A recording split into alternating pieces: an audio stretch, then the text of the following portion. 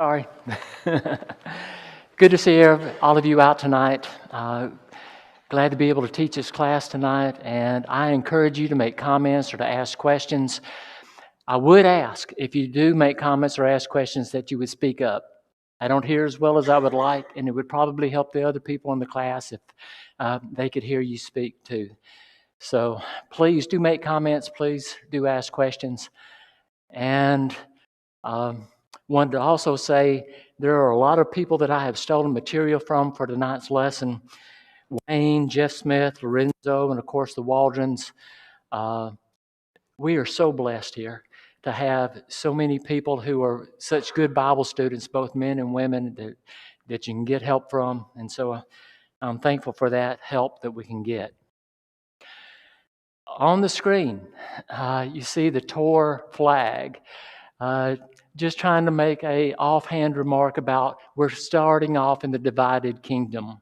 Instead of the United Kingdom, it's tore apart. And so it's probably not as funny as it looks. So, okay, tonight's material. We want to start off with an overview of the quarter. Jeff did some of that on Sunday. I'm going to do it a little bit more, and there might be a little bit of overlap there. We're going to talk about the early years of Amaziah. We're going to talk about Amaziah's death. We'll talk about Uzziah, Jeroboam 2, and a very, very short introduction to Amos if we have time. So, overview of the quarter. One of the things that Jeff mentioned the other day was that the dates that we're going to be putting on the slides, they're approximate. They are not written in stone kind of things. They're just an idea to kind of give us an idea of when things occurred.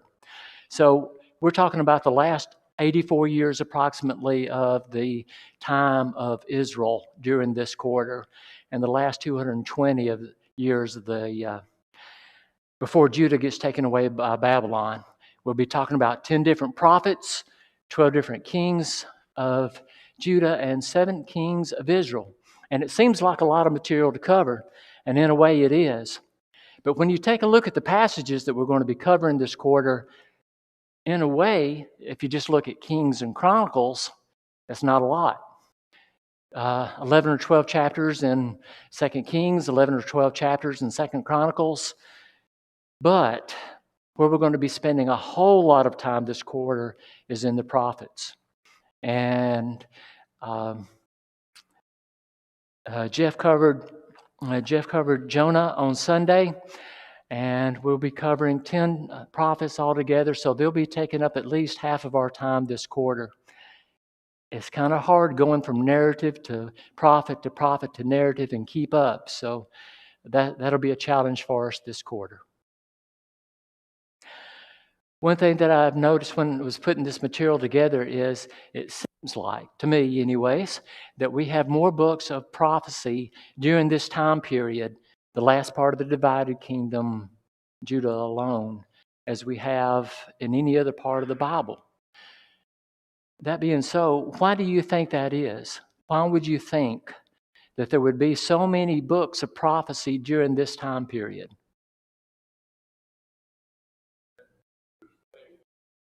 Very good, yeah. That is my thought too, is the way that both Judah and Israel are behaving, and God is trying to bring them back. He's trying every last straw that he can to get them to come back to him. A couple of verses that stood out to me thinking about this. 2 Chronicles 36:16 says, "But they mocked the messengers of God, despised his words, and scoffed at his prophets, until the wrath of the Lord arose against his people, till there was no remedy." Of course, that last phrase there, "till there was no remedy," is the name of the Waldron book, and they got it from this particular passage.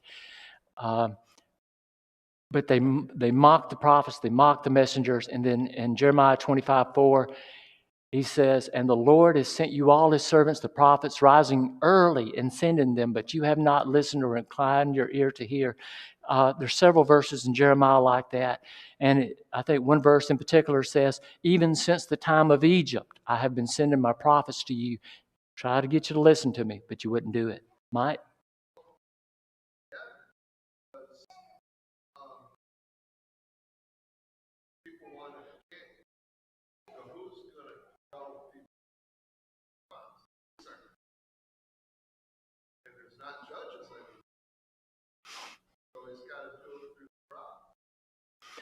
Okay, so Mike said they have an earthly king.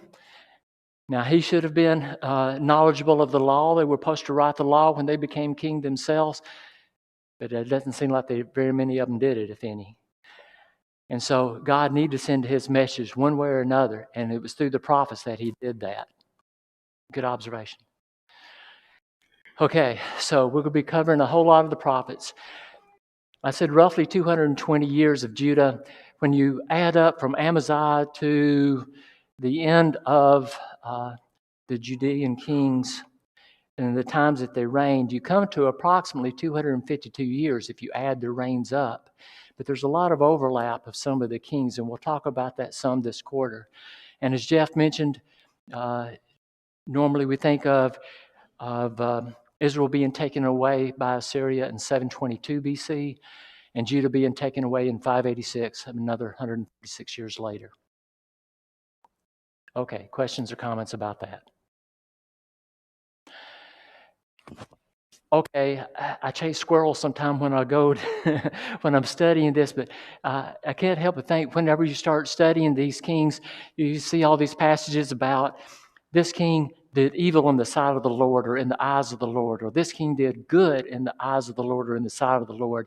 And I got to thinking, well, when did that start? When did we start seeing phrases like that? And you remember back in Judges how the people of God there would start off good. They would turn against God. He would send somebody to punish them. They would cry out to God. He would send a deliverer, and then it would start all over again. All through Judges, or at least you see several passages in Judges where it says the children of Israel did evil in the sight of the Lord, or again did evil in the sight of the Lord. But as far as the kings are concerned, the first one that I saw like that was in 1 Kings 11, where it says Solomon did evil in the sight of the Lord. In 1 Kings 15, just a few chapters later, it talks about David, his father, who did what was right in the eyes of the Lord. I did not find a passage like that dealing with Saul, the first king. And if you see a passage like that dealing with Saul, please let me know. Okay. Amaziah. Wanted to cover a little bit of that because this is probably what you covered in the last couple of classes in the last quarter, whoever was in here. But it will help us to get into the point we want to get to today where he dies. He was 25 when he became king. He reigned for 29 years. So he was approximately 54 whenever he died. Don't raise your hands, but how many of us have saw 54 and crept right on cruising? I have. And 54 doesn't seem as old as it used to, for sure. But he reigned for 29 years. He reigned for a long time. And it says that he did what was right in the sight of the Lord. He started off good. Notice that it says that he did everything as his father Joash has done. Not like David had done, but like his father had done. The high places were not taken away. The people still sacrificed and burned incense on the high places. There are a few of the good kings that are compared to David, where it says that they did good as their father David had done. And the only ones that I can think of are Asa, Hezekiah, and Josiah. The rest of the ones who did good, they were compared to their father instead of to David. So being compared to David was a big compliment. Amaziah was compared to his father. And so there was still a lot of idolatry going on in the land during his day. His father was killed by his servants, and Amaziah killed the people who killed his father. The Bible makes a point of saying that he did not kill their children, and that was according to the law. The children weren't supposed to die because of the fathers, and the fathers not supposed to die because of the children. And so that was something good that he did. Amaziah went to war with Edom. He had a huge army of 300,000 men, choice men. And it says that he hired 100,000 more men from Israel. He paid them up front, apparently. And there was a man of God who came to him and said, "Do not take these men from Israel with you. God does not look favorably upon Israel or any of the people from Israel. He makes a very strong statement there about God's attitude toward the people of Israel and him not taking those people with him. Amaziah says, but how about the money? I've already paid these people. And the man of God says, God can give you the power to overcome the Edomites, and he can make you profit far more than you can ever imagine. So Amaziah, to his credit, does what the man of God says. He sends them back home, and they go down to fight the Edomites. They take over the city of Selah. Some places say that is the same as Petra. Some other places say it's not. I don't know. They both mean rock. I know that someday I want to go to Petra and see it. It looks like a really neat place. But they overcome Selah, and they kill 10,000 Edomites. A lot of people. And of course, the people of Edom, who were they descended from? Esau, right. They were all descended from Esau. So 33rd cousins, if you will, of the people of Judah. And it says that they took another 10,000. It seems like it's another 10,000 up to the top of the rock, pushed them off, and let them die. The war back then was just something. It was all, hand-to-hand combat for the most part. Yes, there were arrows. Yes, there were slings. Yes, there were some things. But you didn't have this missile that was firing from this location and going several hundred miles down the road and killing a bunch of people that you never saw. It was brutal. And just to think about taking people up to some cliff somewhere and pushing them off and letting them die that way, a very brutal way to go.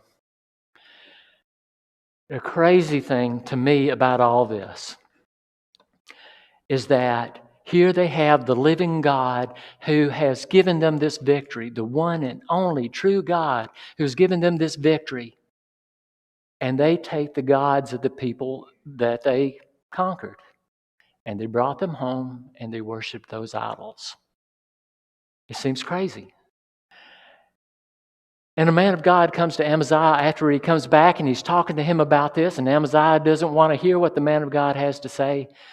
And the man of God says to him, I know that God is determined to destroy you because you have done this and have not heeded my advice.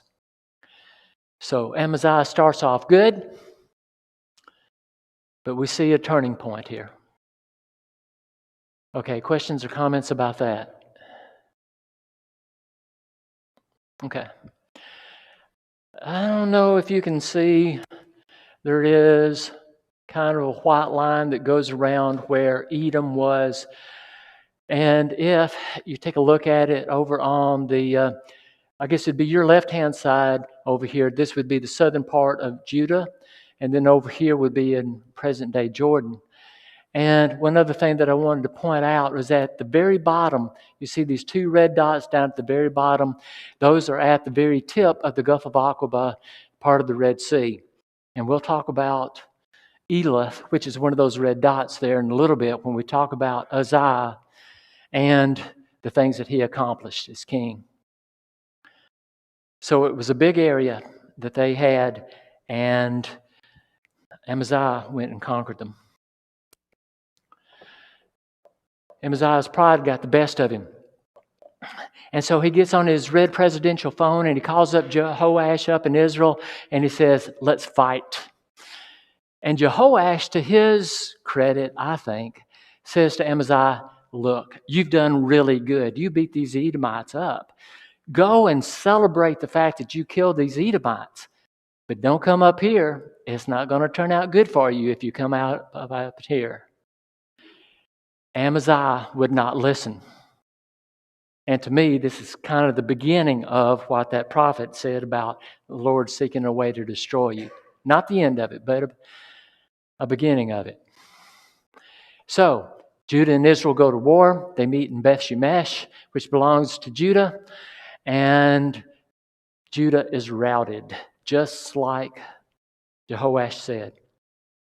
And they capture Amaziah, they take him back to Jerusalem, and they tear down a large section of the wall of Jerusalem, 600 feet worth. And it's from the gate of Ephraim to the corner gate. Jehoash takes back home a whole bunch of loot, and he takes back home a whole bunch of hostages. And so it works out just like Jehoash said it would. And may not be able to tell a whole lot from there, but here is Jerusalem. Here is Beth Shemesh. It's down in the rolling hills area. Beth Shemesh is, whereas Jerusalem would have been up higher, not far from each other as the crow flies. So Jehoash meets him at Beth Shemesh, conquers them, goes up to Jerusalem, makes a mess of Jerusalem, and then goes on.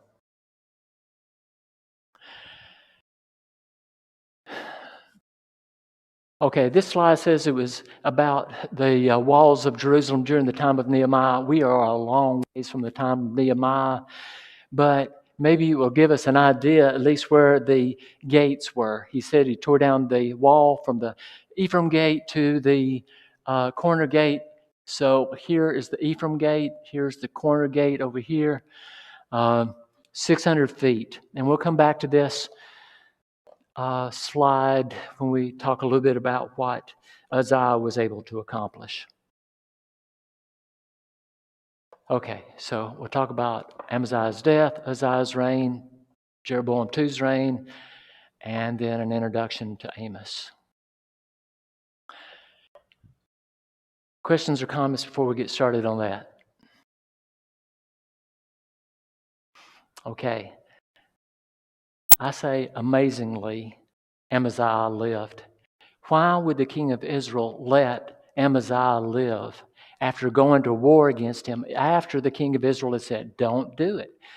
Why would he let him live? Why would he let him go back to Jerusalem and be king? I don't know. I don't know the answer. But Amaziah lives 15 years after Jehoash, the king of Israel, dies. The only thing that I put out there is that could it be because Uzziah, who's going to take over for Amaziah, wasn't ready to take over as king yet? Is that the reason that God allowed this? I don't know. Just speculation on my part. We say Uzziah is in Jesus' lineage through David in Matthew chapter 1. So, something to consider. So after Amaziah turned away from the Lord, and we saw how he did that. He started off good. He went down to Edom. He roughed them up. He killed a whole bunch of them, but he turned to their gods. And then it seems to me that he didn't inquire of the Lord before he went up against Israel, or maybe he wouldn't have gone up there. And so he's turned against God, and there is a conspiracy against him. He finds out about it. He goes down to Lachish. We'll see where that is in just a minute. To get away from those people. And they go down there. They catch him. They kill him. They bring him back to Jerusalem. And he's buried in the city of David. So you can see here from this map that Lachish, let's see, Lachish is over here, which would have been in a lower section than Jerusalem. And again, as the crow flies, still not very far, especially if you could hop in your truck and just take the road and go down there. Of course, they couldn't do that, but still not a long ways. I think it was Lorenzo who asked the question in class, why would he go to Lachish? What was special about Lachish that would cause Amaziah to go there while he was on the run? And I don't know that we know the answer to that, but Lorenzo brought up the fact that it was a fortified city. And so maybe he thought that with it being a fortified city, he could get away there and hold out. But of course he didn't. Okay. Questions or comments about that? All right. After Amaziah's death, Azariah or Uzziah, he's called both names in the Bible, reigned for 52 years. And that's a long time to be reigning. 52 years. There weren't a lot of people who reigned for that long. And he started when he was 16. I can't imagine ruling a whole country when I'm 16 years old. 16, I wasn't very bright and still not very bright, but at 16, He was king. And he reigns for 52 years. He died approximately when he was 68. Again, a little bit older, at least, than his father was when he died. And it says that he did what was right in the sight of the Lord, like his father. Not like David, but like his father. There was still idol worship that was going on in the land. I see different dates for his reign. I've seen 792 to 740. I've seen 788 to 736 for that 52 years. You may see other dates, but the exactness here isn't, I guess, what I'm trying to get at. But what you can see is that it's in the 8th century BC. And in either case, whether it was 740 that his reign ended at 736, either way, his reign ended not long before Israel is taken away in 722. So again, we're getting very, very close to the end of Israel being a country before Assyria takes them away. And Uzziah starts off good.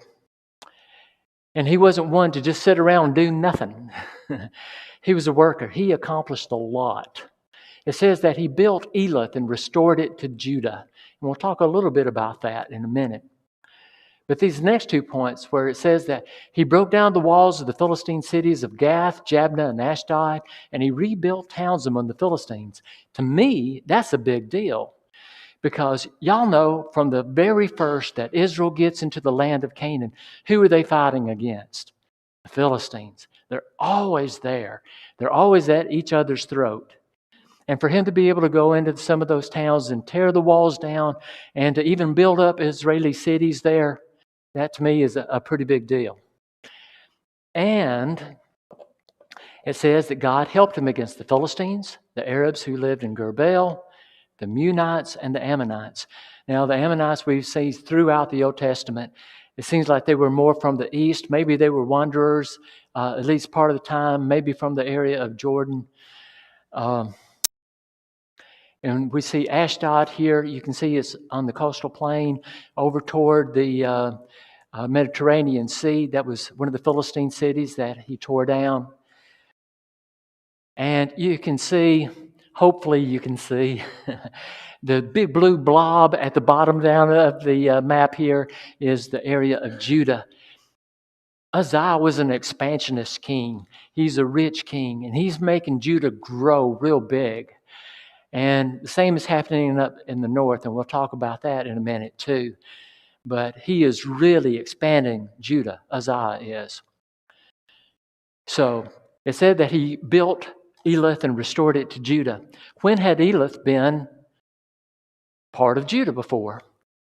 Well, if we go back to 2 Chronicles chapter 8, Solomon had a port there at Ezion Geber and Eloth. And you remember he had that, he had all those ships there, and he had Hiram, the king of Tyre. He had his men that were working with Solomon's people, and they were going out, and every so many years they would come back with these boatloads of gold and other things that they were accumulating. Solomon had a great business going on there years ago, long before Uzziah did. Who were the Meunites? Well, from what I could tell, there wasn't a whole lot that you could find about who they were. They lived seemingly in the southern part of where Judah was, maybe further down in the Negev. And where was Gurbaal? There was a couple of places that I saw that people said that it was. Maybe it was in Jordan. Maybe it was in the southern part of Israel. Don't know for sure. But what's the point? The point is, Uzziah is very, very strong. And Israel is expanding. They're expanding to the west. They're expanding to the south. Seems like they're expanding some to the east. Uzziah is growing very, very strong. And Judah is becoming very, very large. Larger than it's been in years. God's with Uzziah. Probably not going to be able to tell a whole lot from this map. But I hope you see here there's a little red dot at this end of the bunny ears or the rabbit ears of the Gulf of Aqaba, the Red Sea. And you see where Jordan comes together at that point at Elath, and Israel comes together at that point, and Egypt comes together at that point. I imagine that there were a lot of fights over the years over Elath that Uzziah brings back together. And this is more of a close-in picture, I guess you would say, of it. Over on the left-hand side is the Gulf of Suez, where you have the Suez Canal, and sometimes you see where ships get stuck out there nowadays. And then in between there, you see the Sinai Peninsula, and then you come to the Gulf of Aqaba, and then up there where the big red dot is where Elath is. All right. I like maps. Uzziah built towers. He did so much. He built towers in Jerusalem at the corner gate, the valley gate, the angle of the wall. And it says that he didn't only fortify Jerusalem, but he fortified all of Judah. He was building towers out in the wilderness. He dug a lot of cisterns or wells to accumulate all this water. And he had a lot of livestock. And he was like my dad. He loved the soil. So he accomplished a lot. Again, we go back to this showing where everything was. Here's the corner gate where he built one of the towers. Way down here in the other south end side of the wall of Jerusalem is the valley gate. And so he's doing a lot of work around Jerusalem to fortify it. Not only that, but he had a huge, huge, well-trained army, with over 300,000 men in it. And it says, the Bible says it was a powerful force. So if the Bible says it was a powerful force, I don't think we should take that very lightly. I imagine that the areas around Judah knew that they had a very powerful army and respected that. Uzziah provided, it says, for the entire army. And it lists a whole bunch of things that he provided. Shields, spears, helmets, coats of armor, bows, and sling stones. And Mr. Waldron makes the point that since you don't see that mentioned for any of the other kings, that maybe they didn't do that.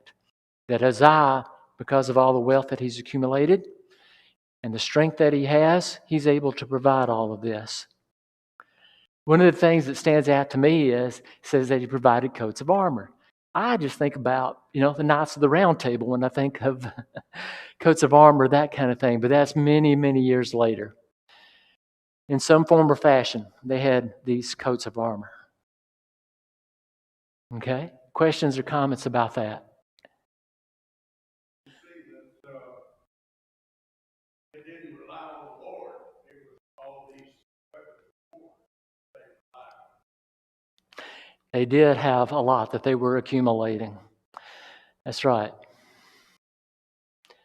And it goes on to say there was more that they did to make ready for war. Uzziah made these devices, it says, on the towers to shoot arrows and large stones. And I thought of the Lord of the Rings and some of those catapults that you see in the movie there. It said his fame spread far and wide, even as far as Egypt and to other countries. In short, Israel, or Judah that is rich and powerful.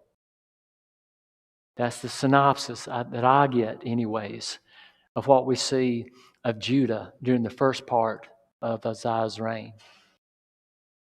Okay, questions or comments about that? Okay, so a sling or a catapult on top of a large wall. It says Uzziah was greatly helped by God until he became powerful, but his pride led to his downfall, and we won't talk about that tonight. Hopefully we'll talk about that after we cover a few more prophets in the next coming week. In the north, Jeroboam too becomes king, and he reigns for 41 years. The first part of his reign, the first 15 years of his reign would have been parallel with Amaziah in the south. And then after that, it would have correlated with Uzziah in the south, or Jeroboam. It says he did evil in the sight of the Lord. And Jeff made quite a bit, made a comment about that, how there were so many of the kings who followed after the first king, the first Jeroboam, son of Nebat, who did so evil. It was hard to get past that. But just like Uzziah was in the south, Jeroboam in the north was conquering large swaths of land and restoring them to Israel. He was a very powerful king. He was a very rich king. It says that he restored the territory of Israel from Hamath to the Sea of the Arabah. Mr. Waldron says that's the Dead Sea. And it's neat that it says this had been spoken before by Jonah. Of course, we don't read anything about that in the book of Jonah. So this just goes on to point out to us that there's a lot that the prophets said and did that we don't know about. But I thought that was neat. Why, with Jeroboam too being such an evil king, would God allow him to be so strong and so prosperous? For the people, okay, very good. And that's one of the things that we see there. It says, "For the Lord saw that the affliction of Israel was very bitter." And it says that the Lord saved them by the hand of Jeroboam. And I think it's kind of along the lines, too, of why he sent all those prophets, right? You can see how good life can be if you would just turn to me and follow after me, God is saying to them. But of course, they're not going to do that.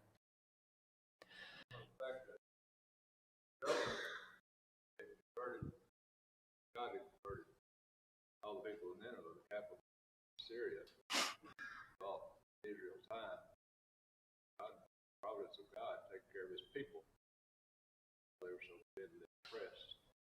Very good. Mike mentioned that the people of Nineveh, Assyria, repented at Jonah's preaching, and that gave Israel some time to be relieved from the oppression that the Assyrians were bringing on them. Good comment. Thank you.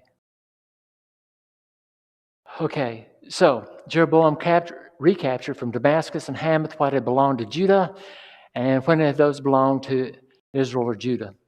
Well, if we go back to 2 Samuel 8, David had a garrison in Damascus where he had, either a fort or soldiers there. And it says Solomon captured Hamath and put store cities there in 2 Chronicles chapter 8. So going way back to the United Kingdom, to some of the first kings, they had control of it. But of course, that's been a while now. In short, Israel is rich and powerful. Some people say that the combination of the expansion of Judah at this time and the expansion of Israel at this time is getting close to the same size that Israel was when Solomon was king. And of course, we know it was at its zenith then. So they have really taken over a large area. Not going to be able to make anything from that. Again, maybe you can see a little bit better about that. We can see there at the very top, that's where Hamath is, where Jeroboam has taken some of the land. Here is Damascus, where he's taken back some of the land for Israel. And so there was a whole lot of area there between them. And just another map like this one is a little bit 3D, and you can kind of just see the terrain of the land through there. And we're seeing that Jeroboam has taken a whole lot of this land over on this side. Okay, questions or comments about Jeroboam too, or any of the other stuff that we've covered so far? Okay. Just a very, very minor introduction to Amos. He was contemporary with Hosea and Isaiah. We see at the beginning of several of the prophets where it says that they were during the time of Uzziah. And Amos was a prophet from Tekoa. We'll see where that is in just a minute. It was in the area of Judah, but he goes and he prophesies to Israel. And his message to Israel is judgment is coming. Tekoa, as you can see, is kind of up the hill from the Dead Sea. So here's Jerusalem up here. Tekoa's at the big red dot. Bethlehem's just above it, and Tekoa is up the hill from the Dead Sea. He's going to leave there and go and prophesy to Israel. One of the things that Jeff and Lorenzo made a big point about in the foundation class was you see all the work that these prophets are doing. And they were men like us, but they were extraordinary in their faith to God and what they were willing to do and the things that they were willing to allow happen to them so that they could carry out what God had given them to do. And we'll see a lot of that as we go through this quarter. Common themes, we've already talked about this. The Judah kings were doing right, but just as their fathers had done, not much more than that. The Israeli kings were doing evil, and it was like this Jeroboam, the son of Nebat. And I guess one of the lessons was just because there's wealth doesn't mean you're doing right. You had Jeroboam up there who's doing evil, but yet God allows them to grow and to prosper. And it's hard to get past an evil leader. Jeroboam, the son of Nebat, we just keep seeing his name mentioned again and again. And it was a bad legacy. Questions or comments? All right, I think that's all I've got for tonight. Lord willing, Jeff will be covering Amos on Sunday morning. Thank you. Good to see everyone out tonight, and I just wanted to ask maybe tonight a series of questions for us to think about, for us to consider. But I want to start by reading Numbers, the 25th chapter, Numbers chapter 25, verses 1 through 11.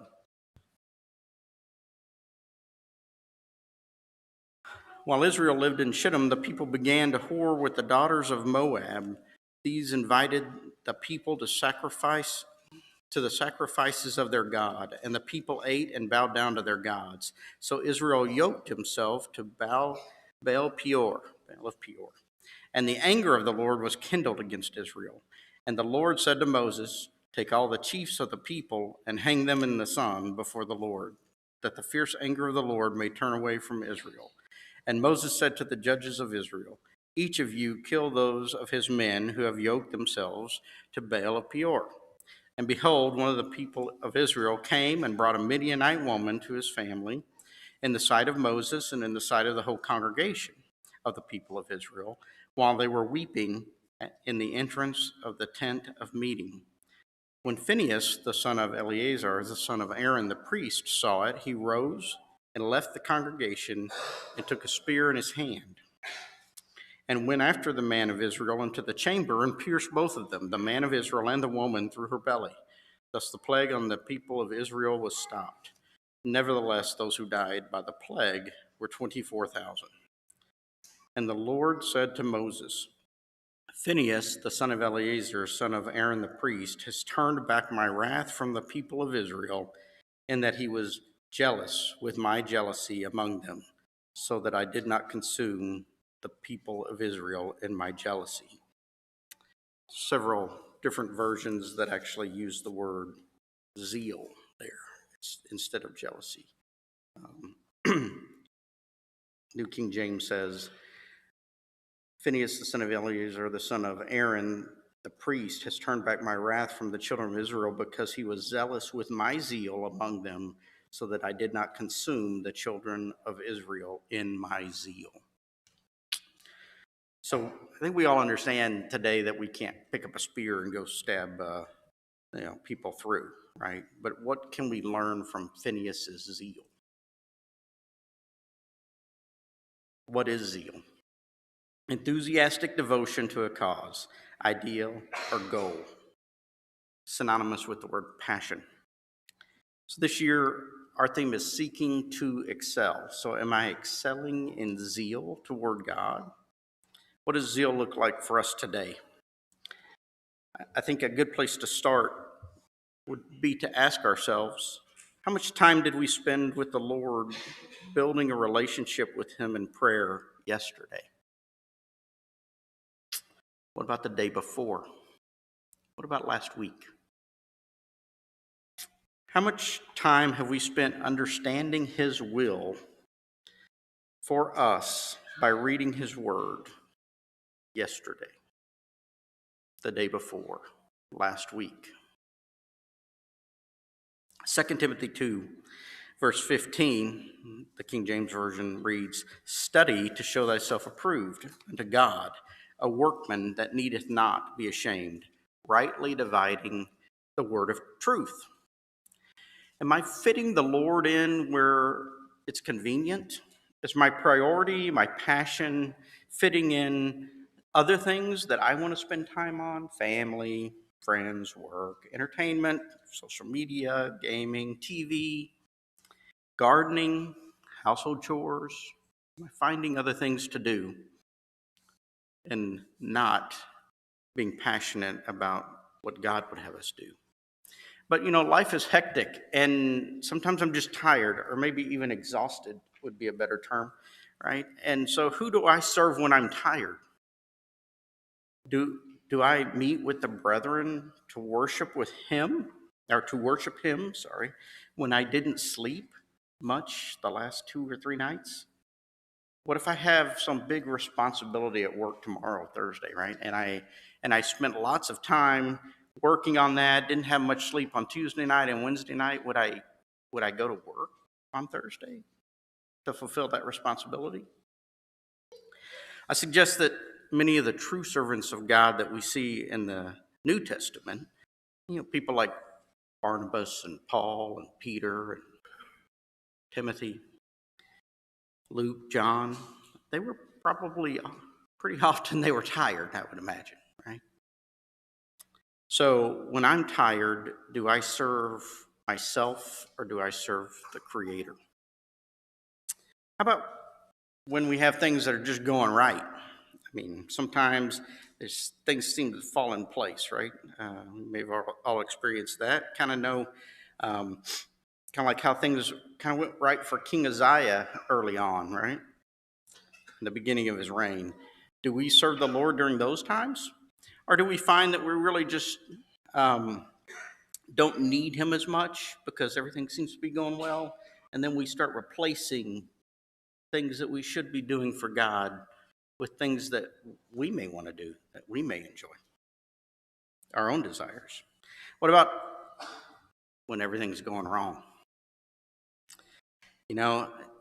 Life's hard, right? Sometimes it feels just unbearable and may even be hard to breathe at times. But what do we do when our burdens are so heavy we can't even seem to put one foot in front of the other? Do we serve ourselves? Or do we find other ways to serve Him?